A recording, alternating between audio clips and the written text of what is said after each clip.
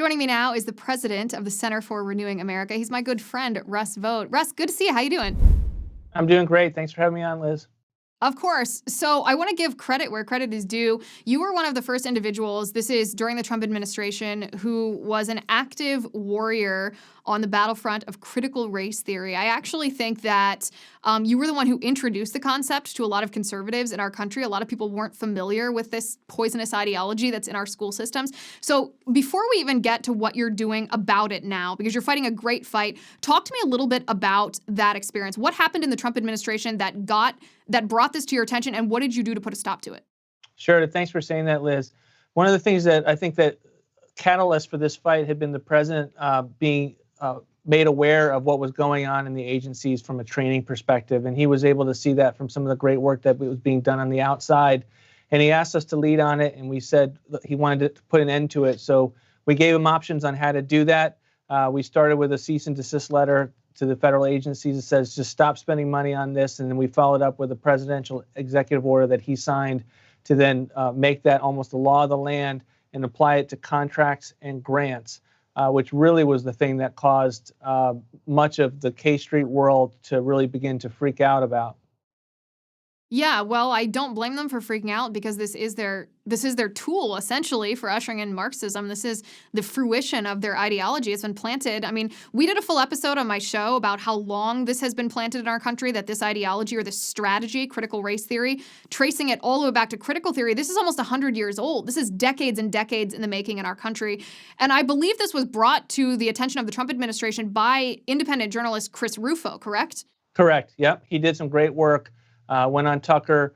We were all, watching at the same time, but we began to put options together for the president really at that moment. Because to be honest with you, Liz, we didn't know because they don't just come out and say, hey, we're doing this kind of Marxist training.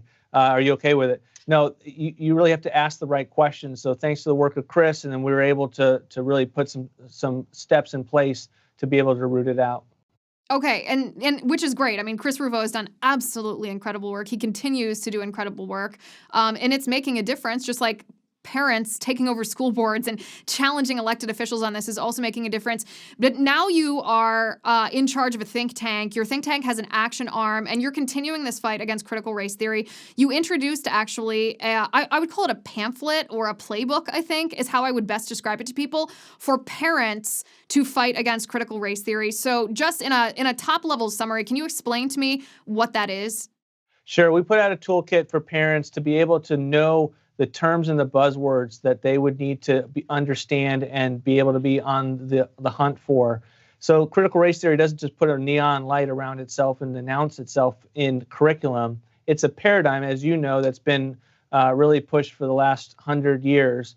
And we wanted to use our experience from the Office of Management and Budget in sharing with agency heads what they should look for. We wanted to give that same information to parents and school board members.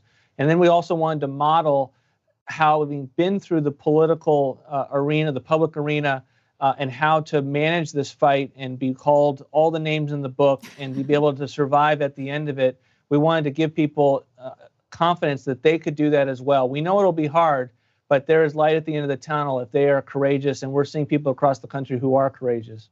Yeah, and that's just a given, unfortunately. If you are a warrior on the cultural battlefront in the conservative movement, you will be called every name in the book. Just let it fly off your back. That means you're doing something right here. Can you give me a couple of examples of parents, of course, after they watch this, are going to go and download it. But can you give me a couple of examples of what parents should look for, what's contained in this document? Sure. A couple examples would be the term anti-racism. Anti-racism, to the common sense, would suggest that we are against racism. But that's not what critical race theory defines it as. Critical race theory has anti-racism, in fact, is discrimination, to be able to pit races against each other, to be able to kind of play into the paradigm of oppressor versus the oppressor, those who are being oppressed against. And so that's one part of it. I would also look at equity. You hear that term a lot from the Biden administration. Equity is not equality under the law. It is a looking at any kind of disparity that could have many different causes, and saying that is definitionally racism as a result of that disparity, and we're going to level out. We're going to produce equity through government force and coercion. And the Biden administration is doing this on every single decision that they make. Another one that I found particularly useful in the federal government was unconscious bias.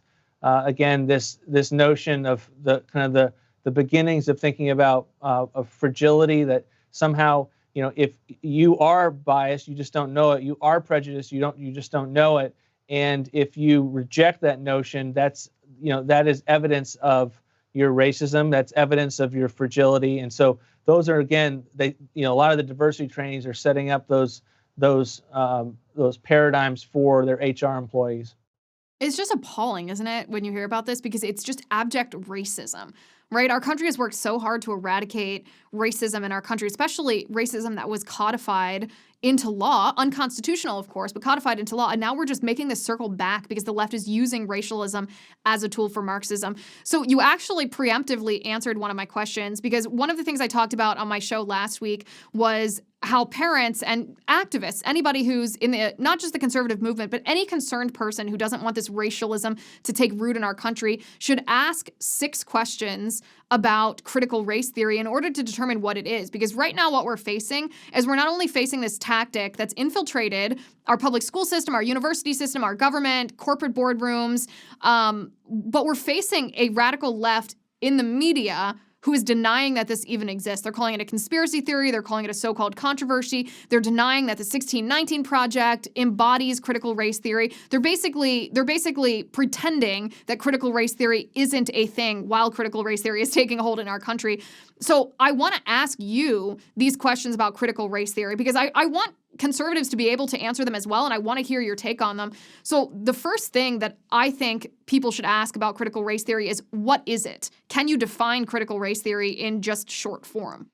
Sure. It's a rejection of the view that America society should be a colorblind society, and that the rule of law, equal protection under the law, is in fact is what props up a regime of white supremacy.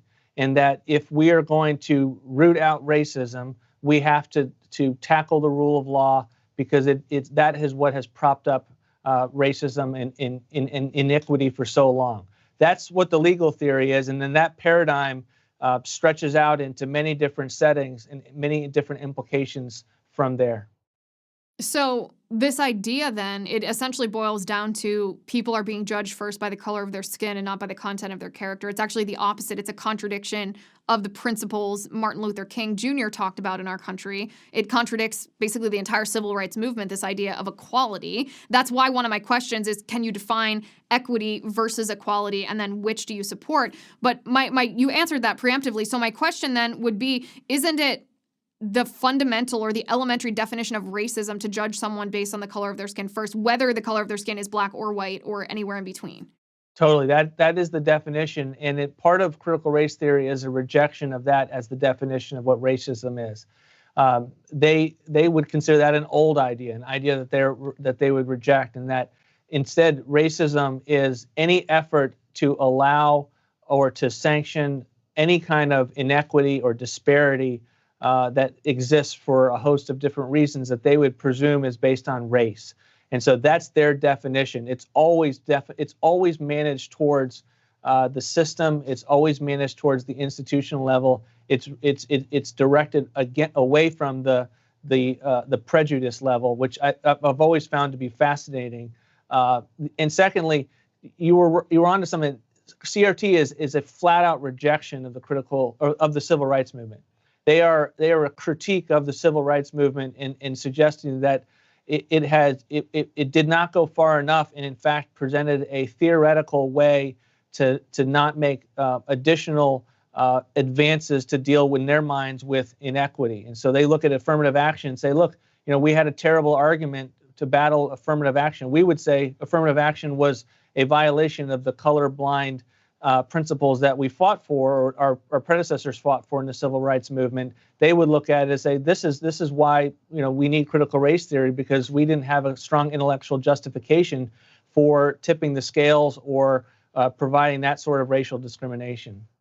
Well, it is, because the civil rights movement was course correction for our nation, because the founding principles of our nation were not racist. Even though there was racism, there was even the horror of slavery at the time, the principles codified in both the Declaration and Constitution contradicted the idea that men could be property, right? And so because we misapplied the principles, our founding principles in our nation, and allowed that for a time, the civil rights movement was a course correction to apply the founding principles in a way that actually was true to what they were. And that is where the divergence in critical race theory, I think, happens, because those proponents or adherents to critical race theory don't believe that the institutions in our country are fundamentally equal to all. They don't believe, they believe that they're systemically racist, that they're oppressive. They define them as white supremacists so that they can tear them down in order to impose their view of what America should be. And that's where I want to ask you about the Marxist roots of critical race theory. We trace the Marxist roots back to critical theory,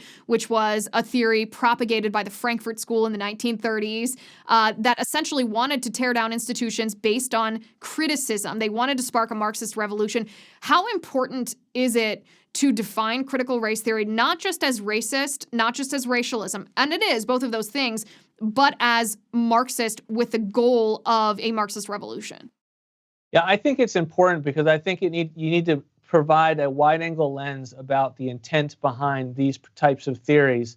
And I would take it back even before the Frankfurt School to 1843 with Karl Marx, with the strategy that said, our intent is to criticize everything. That was the intent. And the Frankfurt School came along and said, look, we're never going to have the same opportunity in America to have an economic class revolution type of Marxism to be able to provide revolution. So we're going to have to look for a different way to come about it. And they've replaced the economic class model with a racial identity, political identity type of model, and to divide us along the same construct. But it's still about power. And so, this is about changing fundamentally what America looks like. And if you don't grasp that, you're not going to be able to understand what your adversaries are trying to do and to plan accordingly. One of those first principles of political battle is going to know your enemy. And that is really important to be able to then figure out how you counteract what they're trying to do. Right, and that's Herbert Marcuse, by the way, who in the United States identified this so-called new worker, knowing that Karl Marx's vision of a worker-led revolution wasn't going to happen. He identified a new worker, that is racial minorities, to use as this vanguard. So it's really important what parents are doing, taking over school board. It's really important what states are doing, outlawing the teaching of critical race theory, these divisive racial superiority concepts in schools. What, in your opinion, is the quickest way to unravel what has been done and reclaim and restore the public school institution? Because when you're up against an adversary that's spent almost 100 years trying to ingrain this in your society, it's not something that can happen overnight. What is the quickest and most effective way to get rid of this poisonous ideology from our public school system once and for all? It's a great question. It's also a question that gives me hope, because they've been at this for 100 years, and the people that are going to the microphones concerned about this at school board meetings have been focused on this maybe for the last year, since President Trump really made this an issue by tearing it out at the federal level.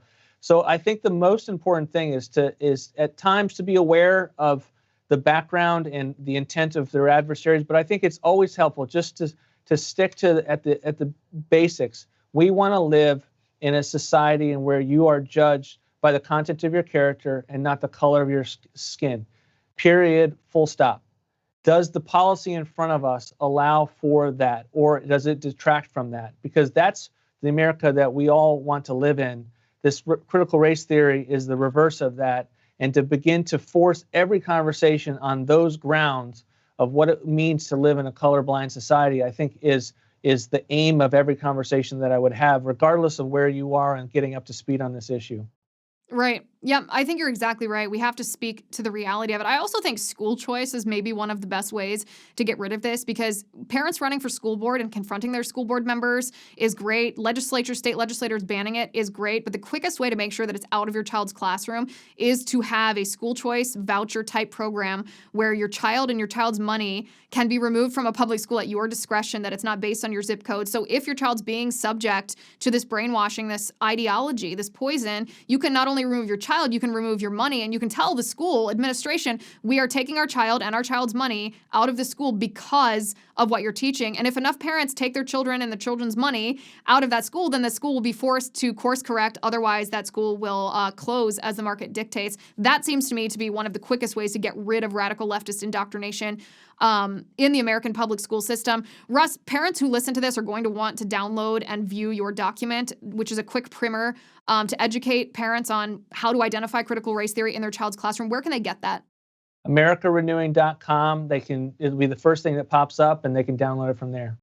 AmericaRenewing.com. Russ, thank you so much for talking to me today. It was great. Same here. Appreciate it. Okay, talk soon.